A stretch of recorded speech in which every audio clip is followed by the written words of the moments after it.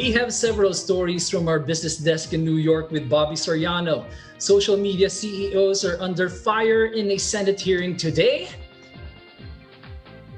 The weak rental market endangers the country's economic recovery, and today's earnings announcements. Good evening. U.S. markets have closed. Here are your latest business headlines. The CEOs of the three largest social media companies in the world came under fire today in a Senate hearing to determine their role in shaping the political discourse of the country.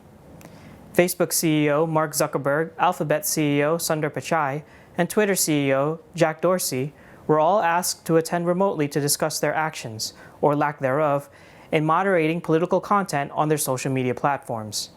With arguments for better moderating coming from both Republican and Democratic senators, Mr. Zuckerberg emphasized that the responsibility falls on Congress to update the law and give better guidance on what social media can and cannot censor on their platforms. Every day, millions of Americans use the internet to share their experiences and discuss issues that matter to them. Setting the rules for online discourse is an important challenge for our society, and there are principles at stake that go beyond any one platform.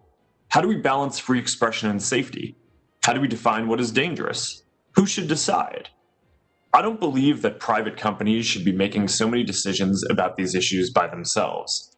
And at Facebook, we often have to balance competing equities. Sometimes the best approach from a safety or security perspective isn't the best for privacy or free expression. So we work with experts across society to strike the right balance. We don't always get it right, but we try to be fair and consistent.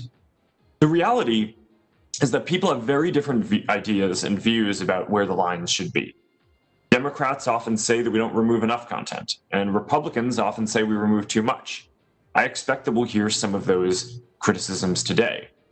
And the fact that both sides criticize us doesn't mean that we're getting this right, but it does mean that there are real disagreements about where the limits of online speech should be. And I think that's understandable. People can reasonably disagree about where to draw the lines. That's a hallmark of democratic societies, especially here in the US with our strong First Amendment tradition.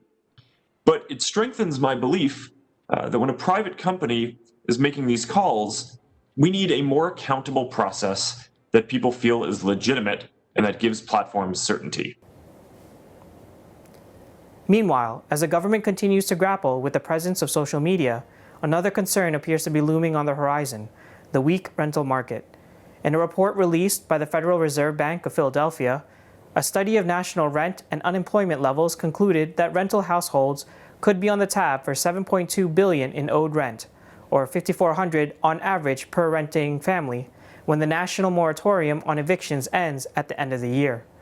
If no federal stimulus is passed or unemployment insurance is given to those who have lost their jobs during the pandemic, the country's total debt for rent could reach $18 billion by this time next year.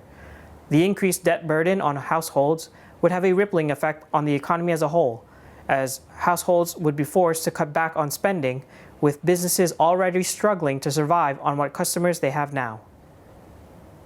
Lastly, on the earnings front, several major companies announced quarterly earnings today. UPS saw strong earnings growth last quarter due to residential delivery continuing to be in high demand throughout the pandemic. Sony Corporation also easily beat analyst expectations and upgraded its guidance for next quarter due to what it sees as strong demand for its upcoming PlayStation 5 console.